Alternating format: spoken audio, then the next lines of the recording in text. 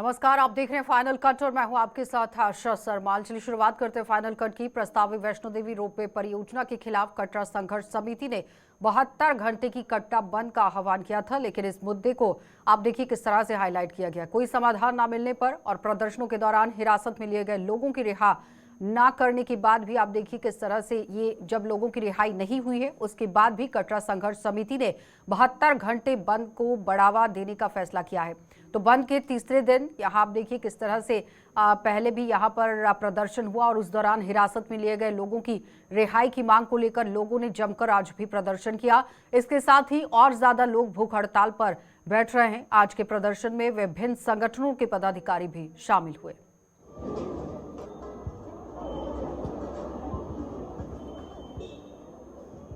अभी 72 घंटे पहले था, 72 घंटे फिर इन्होंने एक्सटेंड कर दिया है, क्योंकि हमारे जो साथी इन्होंने 18 साथी पकड़े हुए थे उनको अभी इन्होंने कोई छोड़ा नहीं है। कुछ से तो मैं मिलके भी आया हूँ रियासी से, उनमें हालत उनकी ठीक नहीं है।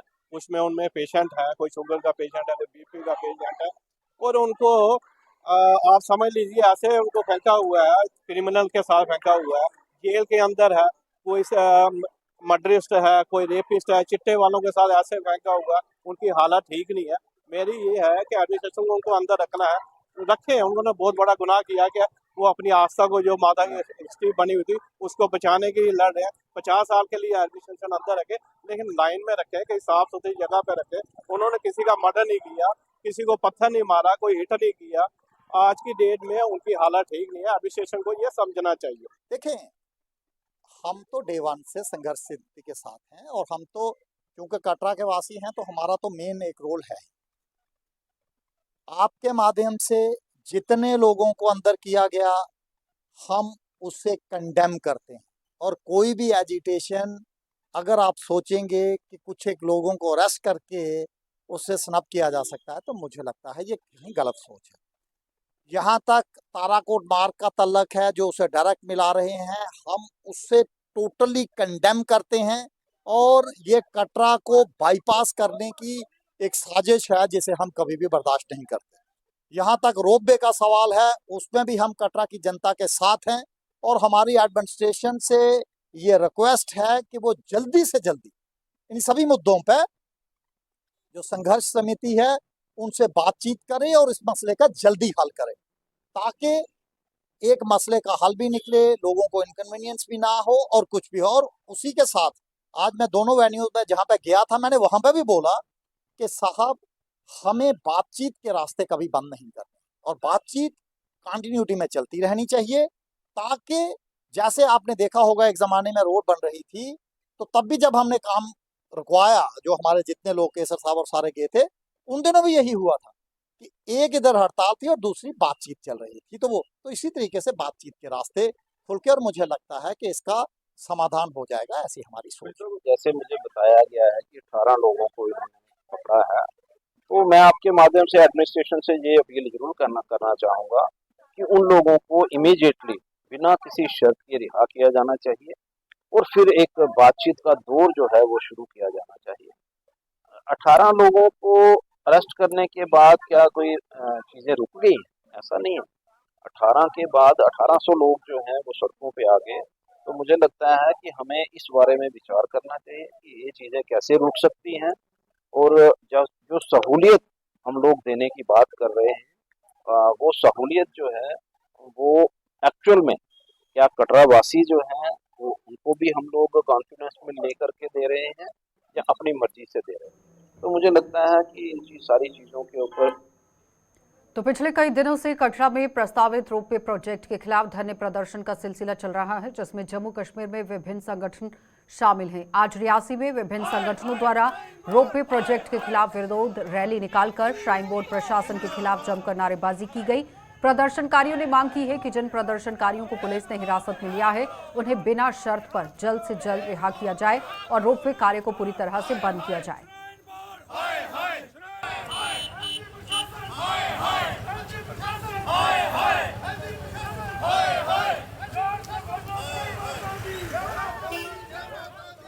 बिल्कुल जी, ये सरासर ये गलत है। रोपवे से एक तो बेरोजगारी वैसे भी जब से बीजेपी गवर्नमेंट आई है सेंट्रल में तब से बेरोजगारी बढ़ी है, तो मेरे ख्याल से तो रोपवे नहीं लगना चाहिए, क्योंकि इससे कम से कम आप मान के चलेंगे 50,000 के करीब के लोग जो होंगे वो इफेक्ट होंगे, इससे उनका रोजगार छूट जाएगा। अगर एलजी साहब को गंडोला लगाना ही है कि यूपी में लगवा दें, यूपी में बहुत सारी जगह हैं जहाँ पे आप टूरिस्ट स्पॉट बना सकते हैं, पर ये हमारी आस्था के साथ इस तरह का खिलवाड़ नहीं करें। ये हमारी आस्था है, इस वैष्णो देवी हमारी जो डोगरों का कल्चर है, हमारा यहाँ हमारी सभ्यता का सवाल है।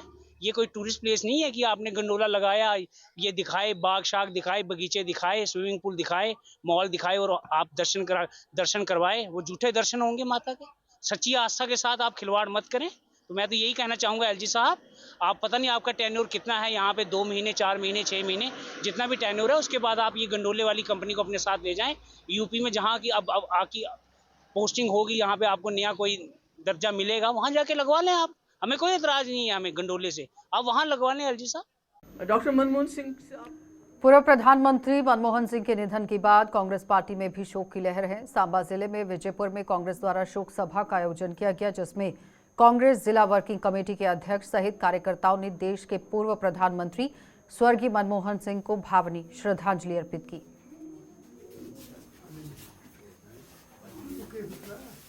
भारत के पूर्व प्रधानमंत्री जो 2 बार प्रधानमंत्री रहे हैं, आरबीआई के गवर्नर भी रहे हैं, फाइनेंस मिनिस्टर रहे हैं, कल उनका निधन हो गया।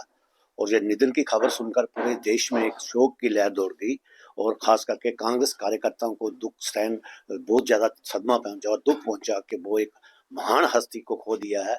वो महान हस्ती की कमी पूरी करना बड़ी मुश्किल है। उन जैसे कठुआ में भी कांग्रेस द्वारा शोक सभा का आयोजन किया गया, जिसमें कांग्रेस नेताओं और कार्यकर्ताओं ने देश के पूर्व प्रधानमंत्री स्वर्गीय मनमोहन सिंह की, आप देखिए किस तरह से याद में यहाँ पर आप भावनीय श्रद्धांजलि भी रखी गई और श्रद्धांजलि अर्पित भी की गई। उनके द्वारा किए गए कार्यों को भी यहाँ पर याद कराया गया, क्योंकि जब देश आप देखिए त्रासदी से गुजर रहा था, उस वक्त वित्त मंत्री के तौर पर उन्होंने देश के लिए काम किया। जब तक सूरज उन जैसा आदमी, उन जैसा ईमानदार आदमी आज तक ना पैदा हुआ है और ना होगा।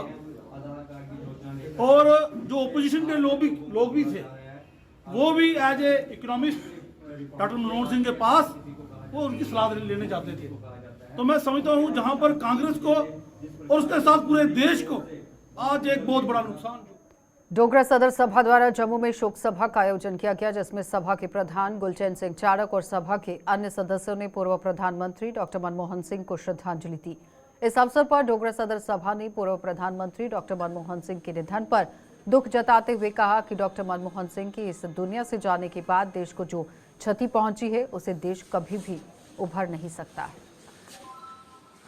देखिए, आज डोगरा सदर सभा की एग्जीक्यूटिव कमेटी की एक एमरजेंट मीटिंग हुई है, जिसमें बड़ी शॉकिंग न्यूज़ जो हमें मिली कि हमारे सरदार मनमोहन सिंह जी, जो 2 दफ़ा प्रधानमंत्री हमारे भारतवर्ष के रहे, वो हमारे बीच नहीं रहे, अचानक स्वर्गवास हो गए। उसके लिए सब ने दुख का इज़हार किया और उनको श्रद्धांजलि भेंट की। भगवान से प्रार्थना की, वाहेगुरु से प्रार्थना की कि उनकी रूह को शांति दें, अपने चरणों में स्थान दें और हम सबको हिम्मत दें कि इतनी बड़ी जो कमी भारतवर्ष के अंदर हुई है, ऐसे इंसान जिनके चेहरे पर कभी गुस्सा नहीं देखा, कभी नाराज़गी नहीं देखी, और क्या क्या उनकी अचीवमेंट्स हैं हर फील्ड के अंदर। तो जम्मू कश्मीर के 2 हिल स्टेशन पत्नीटॉप में सीजन की पहली बर्फबारी हुई है। नथाटॉप में और पत्नीटॉप से भी ज्यादा बर्फबारी दर्ज की गई। ताज़ा बर्फबारी के बाद पत्नीटॉप के पूरे इलाके पर बर्फ की चादर बिछ गई है और यहां पर्यटकों ने पत्नीटॉप और नथाटॉप में हुई बर्फबारी का भी पूरा लुत्फ उठाया। यहाँ बुलाओ उसको।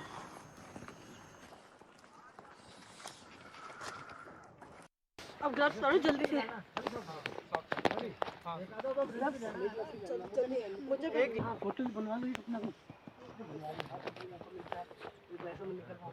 मेरा नाम सुखदेव सिंह है, मैं टैक्सी ऑपरेटर यूनियन का जनरल सेक्रेटरी हूँ। तो आज तकरीबन 6 महीने के बाद ये बारिश और बर्फ़ शुरू हुई, डायरेक्टली बर्फबारी शुरू हो रही है पत्नीटॉप। पहले तो 2022 में 11 नवंबर को बर्फ़ पड़ी थी, मगर पिछले सालों इस साल पहली बर्फ़ है। इस बर्फ़ को देख के हम बहुत खुश हैं। लोग, हमारा धंधा भी अच्छा चलेगा। पहले तो बर्फ़ के बिना बहुत ही मंदा पड़ गया था, यहाँ पे टूरिस्ट नहीं आ रहा था। सभी कॉल करते थे कि बर्फ़ पड़ी आज बर्फ़ हमारी नथाटाप में बहुत ज़्यादा हो गई है, तकरीबन 1 फुट के करीब पहुंच गई है। अच्छा लगा, काफ़ी टाइम बाद पहले बारिश और अब बर्फ़बारी हो रही है थोड़ी थोड़ी, तो बहुत बढ़िया लगा।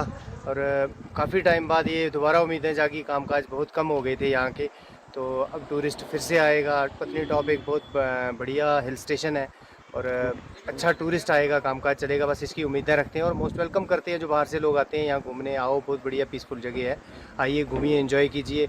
और हमारा भी कामकाज चलता है, उसकी वजह से हम भी काफ़ी खुश हैं कि बर्फ़ गिर रही है, लोग आएंगे और हमारा कामकाज भी चलेगा, हम भी। तो सांबा के घगवाल में स्थित श्री नरसिंह धाम में आज रथ खेड़ा मेले का आयोजन यहां पर किया गया था। इसका शुभारंभ हुआ, जिसमें स्थानीय लोगों के साथ साथ बड़ी संख्या में बाहरी राज्यों के श्रद्धालुओं ने भी प्रतिभाग किया और भगवान श्री नरसिंह देव जी के दर्शन भी किए गए। ये मेला 8 दिनों तक चलेगा। मेले का आयोजन जिला प्रशासन सांबा और मंदिर प्रबंधन कमेटी के द्वारा किया गया है और इस मेले में पहाड़ी क्षेत्र के बुनकर और कारीगर अपने हाथों से बने हुए कंबल, शॉल और कई वस्तुएं यहाँ पर बेचते हैं।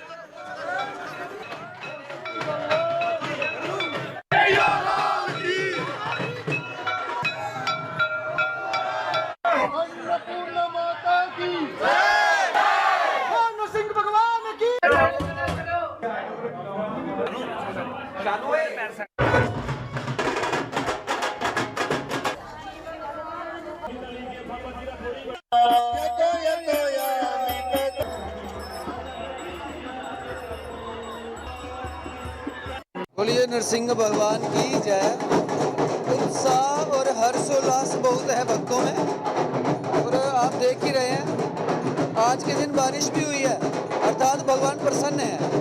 जब भगवान देवता प्रसन्न होते हैं तो आकाश से बारिश वृष्टि होती है और ये सर्दियों की पहली बारिश है। मतलब भगवान ने परिणाम दे दिया कि मैं प्रसन्न हूँ और बहुत ही भव्य दर्शन भगवान के हो रहे हैं भक्तों को।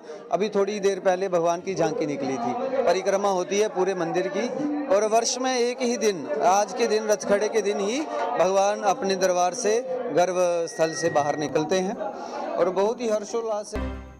चलिए, ब्रेक के बाद एक बार फिर आपका स्वागत है। बिजली की अघोषित कटौती को लेकर जिला सांबा के जथवाल में लोगों ने जेपीडीसी के खिलाफ यहां प्रदर्शन किया। लोगों का आरोप था कि बिजली की अघोषित कटौती से वो परेशान है, लेकिन इस समस्या को हल करने की बजाय यहां जेपीडीसी की लगातार यहां पर बिल जो है वो पहुंच रहे हैं और बिलों में पूरी तरह से बढ़ोतरी हो रही है, जिस पर कार्रवाई करने की जरूरत है।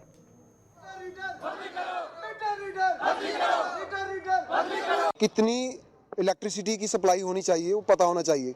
24 घंटे में हमारे गांव को कितनी लाइट आनी चाहिए वो हमें बताओ। कभी ये 4 घंटे रहती है, कभी 12 घंटे रहती है, कभी 16 घंटे रहती है। एक पर्टिकुलर टाइम हमें पता होना चाहिए। हाँ, आधे घंटे का जहाँ तार टूट गई या कुछ वो अलग मुद्दे हैं, लेकिन हमें चाहिए एक प्रॉपर आंसर कि 24 घंटे में कितने लाइट हमें एक दिन में आनी चाहिए। और दूसरे नंबर इनकी क्या तैयारियां हैं 24 घंटे दिन में होते हैं और 24 घंटे लाइट हमें मिले, उसके लिए क्या तैयारियां हैं, ठीक है। और आने वाले दिनों में अगर 200 यूनिट फ्री किए जा रहे हैं, 200 यूनिट तब फ्री होंगे, उसका फायदा तब मिलेगा अगर लाइट आएगी। अगर लाइट ही नहीं आएगी तो फायदा कोई नहीं है। ये हो गया मोटा मोटा मुद्दा। 43 दिन पहले संदिग्ध परिस्थितियों में जम्मू तवी पुल से गिरकर हुई सुरनकोट निवासी, यहाँ पर आप देखिए ये सुरनकोट की निवासी हैं जो इश्तियाक अहमद हैं। उसको लेकर उसके परिजनों ने सुरनकोट में जम्मू पुंछ नेशनल हाईवे पर जम्मू पुलिस के खिलाफ प्रदर्शन किया।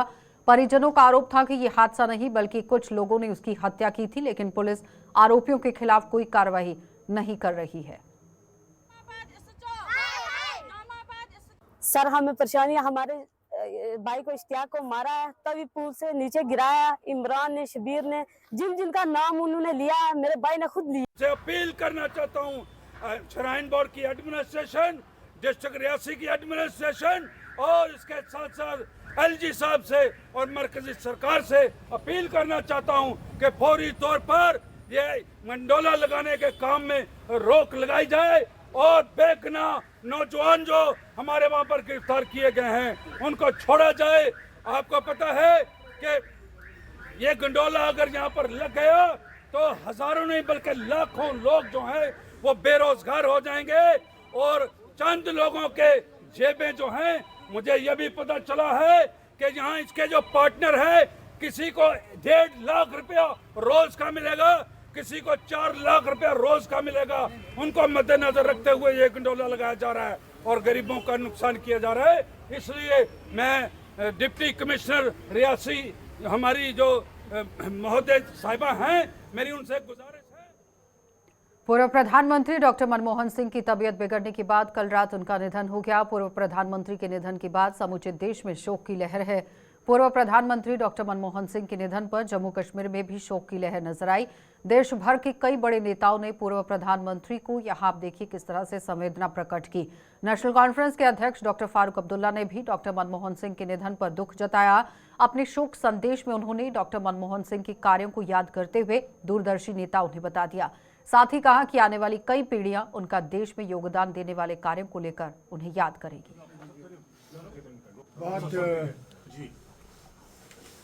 दुख की खबर आज सुनी, जब सुना कि हमारे पूर्व प्रधानमंत्री मनमोहन सिंह जी अब इस दुनिया में नहीं रहे। वो बहुत काबिल इकोनॉमिस्ट भी थे और उनने भारत की ये सबसे बड़ा काम जो उन्होंने किया, मैं समझता हूँ ये है कि भारत को इकट्ठे रखने की कोशिश की और इकोनॉमी को खोल दिया। पहले इकोनॉमी खुली नहीं थी। आज हम $1 ट्रिलियन की बात करते हैं, वो मेहरबानी मनमोहन सिंह की। उन्होंने राजीव गांधी के वक्त में, उसके साथ साथ नरसिम्हा राव जी के वक्त में इस इकोनॉमी को इतना खोल दिया कि आज हम खुशी से कह सकते हैं कि हमारी इकोनॉमी आज तरक्की पे है। मैं इनके साथ वज़ीर था इनकी हुकूमत में और रिन्यूएबल एनर्जी को पहली दफ़ा हिंदुस्तान में रिकग्नाइज़ किया। ये वो एनर्जी है जो मैं समझता हूँ आगे के लिए सबसे बड़ी मुफीद होगी, न सिर्फ हिंदुस्तान के लिए बल्कि सारी दुनिया के लिए। मैं अपनी तरफ से, अपनी जमात की तरफ से, अपने ख़ानदान की तरफ से उन्हें श्रद्धांजलि पेश करता हूँ और उम्मीद करता हूँ कि जो काम छोड़ गए बाकी हम लोग और दूसरे उसको पूरा कर सकें और इस मुल्क को आगे ले सकें और भाईचारा रखें देशों के साथ। बल्कि मैं ये भी कहूँगा कि हमारे भाई अनित भाई जो यहाँ से गए थे और किसी ने भी कोई बड़ा कदम उठाया उनको वापस लाने। पूर्व प्रधानमंत्री डॉक्टर मनमोहन सिंह के निधन के बाद समूचे देश में शोक की लहर है और प्रधानमंत्री के यहाँ पर आप देखिए पूर्व प्रधानमंत्री के निधन पर जम्मू कश्मीर में भी शोक की लहर नजर आई। देश भर के कई बड़े नेताओं ने पूर्व प्रधानमंत्री के निधन पर शोक संवेदना प्रकट की। इसी कड़ी में यहाँ पीडीपी प्रमुख महबूबा मुफ्ती ने भी पूर्व प्रधानमंत्री डॉक्टर मनमोहन सिंह के निधन पर दुख जताया। से जमा यहाँ इसलिए हुए हैं कि जो कल रात को हमारे मुल्क के जो साबिक वज़ीर आज़म डॉक्टर मनमोहन सिंह जी वफ़ात पा गए, उनको यहाँ आज हम खराज अकीदत पेश करने के लिए सब लोग जमा हुए हैं। मैं डॉक्टर मनमोहन सिंह के साहब को बहुत सालों से नहीं जानती थी। मैंने उनके बारे में सुना तो बहुत था, जैसा अभी खुर्शीद साहब ने कहा कि जब पूरी दुनिया इकोनॉमिक क्राइसिस में जा रही थी तो तब वाहिद हिंदुस्तान उन मुल्कों में था जिस पे वो असर इसलिए नहीं हुआ क्योंकि मनमोहन सिंह जी उस वक्त हमारे यहाँ इसके नरसिम्हा राव जी के वक्त में वो मिनिस्टर थे, रहे फिनांस मिनिस्टर थे। उससे पहले आरबीआई के गवर्नर रहे, तो उन्होंने सारे मुल्क को संभाला, हमारी इकोनॉमी को संभाला। मेरा ज़ाती तौर से तो कि कुछ नहीं इनका बिगाड़ा था, ना उसने कुछ कहा, पता नहीं क्या इनको दुश्मनी थी, भाई को जान से मारा। अगर कुछ कहना था हमारे माँ थे, घर में सब थे, हमें बताते, घर बैठ के करते, भाई की जान ले ली इन्होंने। सर हमारे ये इनको सजा मिलनी चाहिए सर, आराम से घर सोए हैं, उसको मार के इनको सजा मिलनी चाहिए सर। नफ्तर है, मैं 1 महीना 43 दिन हो गए, मैं अपने भाई के लिए हर जगह पे घूमी तो किसी ने कोई कार्रवाई नहीं की। ये सब कागज मेरे पास के हैं, एसपी साहब के पास भी गई और डीएसपी के पास भी गई, थाना में सुर कोर्ट भी हमने एप्लीकेशन लगाई, किसी ने कोई भी आज दिन तक कार्रवाई नहीं की। ये सब देख सकते हो। ये इंसिडेंट कहाँ हुआ? ये तभी पुल के ऊपर से गिराया गया था। अभी तक किसी ने कोई कार्रवाई नहीं की। बोलते हैं हम कार्रवाई कर रहे हैं। ये कैसा कार्रवाई है? जो गुंडे हैं ये अपने घरों में आराम से बैठे हैं। डीसी पुंछ से हम रिक्वेस्ट करते हैं, एसपी साहब से भी, पुंछ से, सुनकोट के जो इधर के डाईजी साहब हैं, सबसे हम रिक्वेस्ट करते हैं जल्द से जल्द हमारे कार्रवाई की जाए, नहीं तो हमें अपनी जान भी देनी पड़ेगी। हमें किसी से कोई डर नहीं, हम न किसी से डरते। आज दिन तक हम हर जगह पे गए, किसी ने कोई भी कार्रवाई नहीं की। क्या हम लोग गरीब हैं? गरीबों को कोई हक नहीं अपना खाना रोजी रोटी कमाने की? ये लोग कमाते हैं, हम तो जम्मू के प्रेमनगर सहित अन्य कई इलाकों में जीएमसी की तरफ से एक एंटी इंक्रोचमेंट ड्राइव चलाई गई है और ये ड्राइव जम्मू म्युनिसिपल कॉर्पोरेशन ने पुलिस के साथ मिलकर चलाई है। इस दौरान सड़क किनारे अवैध रूप से बनाए गए रेहड़ी काउंटर और खड़े वाहनों पर शिकंजा कसा गया। जम्मू व इसके आसपास के कई आप देखिए जो इलाके हैं वहां पर इस तरह से कार्रवाई की गई है और कई बार इस तरह की ड्राइव को अंजाम दिया गया है। तो यहाँ पे आप देख सकते हैं जम्मू की अपनी गाड़ी, ये बीड़ा सिर्फ एडमिनिस्ट्रेशन ने नहीं उठाया, बेसिकली ये लोगों से भी हम लोग अपील करते हैं। आप खुद जाके देखो कि सर्कुलर रोड पे और गुजर नगर और प्रेम नगर एरिया में आपने देखा होगा कि ट्रैफिक की कितनी कंजेशन है। कोई अगर बीमार बंदा एम्बुलेंस में अगर यहाँ से ट्रैवल करता है तो कभी आधा घंटा पौना घंटा उसको रुकना पड़ता है। तो हम लोगों से एक बार फिर अपील करते हैं, ये ड्राइव सिर्फ हमारी नहीं है, ये लोगों में। मूवमेंट कल्की ने धर्मार्थ ट्रस्ट के अधीन आने वाले मंदिरों का श्राइन बोर्ड बनाने की मांग कर दी है। अपनी इस मांग को लेकर मूवमेंट कल्की ने जम्मू में एक प्रेस कॉन्फ्रेंस की और अपनी मांग को सरकार के समक्ष रखा। मूवमेंट कल्की का आरोप था कि धर्मार्थ ट्रस्ट के अधीन आने वाले मंदिरों की हालत पूरी तरह से खराब है, लिहाजा इनके संरक्षण के लिए एक बोर्ड का गठन किया जाए। तो उनको बेचने की एक साजिश हो रही है। हम चाहते हैं आपके थ्रू ही हम सरकार को, एलजी साहब को ये चेताना चाहते हैं कि जो जम्मू कश्मीर के अंदर जो मंदिर हैं हमारे वो खस्ता हालत में है, खासकर जो धर्मार्थ के मंदिर हैं। हमारा जो प्रसिद्ध मंदिर है राजी मंदिर है उसकी हालत खस्ता है। इसलिए हम पिछले 30 साल से मांग कर रहे हैं कि इसका श्राइन बोर्ड बनाया जाए। मोड़े से लेकर रिंग रोड जाने वाली रोड की मरम्मत यहां पर नहीं की गई है और मरम्मत को लेकर लोग काफी तरीके से परेशान हैं। लोगों का जीना यहां पर मुहाल हो गया है। सड़क का निर्माण कार्य पूरा न होने से जहां लोगों को आने जाने में परेशानी हो रही है, वहीं सड़क से उठने वाली धूल मिट्टी से लोगों का सांस लेना भी दुभर हो गया है। ग्रामीणों ने सरकार से जल्द इस सड़क का निर्माण कार्य पूरा करने की गुहार लगाई। तो लिया तक हमारे सारा का रोड का पैदा हमारा 6 महीने का काम लगे थे, कोई रोड का कोई कंप्लीट कोई नहीं, लोग पवा नहीं, कोई कैंकरा पवा नहीं, के धूड़ो धूड़ मिट्टो मिट्टी, दुकाने का पर मिट्टी है, सब्जियां पर मिट्टी जमी रही है, कोई खाने का मजा कोई लैने का मजा नहीं आवा। एक्सीडेंट बड़े हो रहे, खंबे रोड के बिच सेंटर में खंबे लगे ने, कोई उधरों नंगा कोई उधरों नंगा, एक्सीडेंट मिनटों मिनट ही होआ दे। लोग दुनिया मरा दी बड़ी है। माड़ो चौक कोला लिए अगे तहसील आई, अस्पताल आई है, डंगरें अस्पताल आई है, बाकी दुकानदार भी इन्ने परेशान, धूड़ो धूड़ है, कोई साढ़ा कोई सुनाई है नहीं, सुनाने तो ये मतलब इ'यां टाली ओड़दे न। ते बाकी ये है कि सारी गाहक की बड़ी परेशानी है, सौदा जो लाने सारे धूड़ सारी अंदर चली जाती है। इस वास्ते सारी नहीं मालते, हफ्ते का असें एक पैकेट इंफेक्शन का खाने पौंदा है। कितनी बीमारियों को दावत है? ते बीमारियों का कोई हिसाब गै नहीं है जी। ते इन्नी इंफेक्शन होया करदी है धूड़ कन्नै, साह नहीं मिला करता असें है। और दूसरा लगता है कि एक्सीडेंट की कितनी बड़ी वजह है? एक्सीडेंट हमारा आज कोई 3 दिन हुई है ना, 4।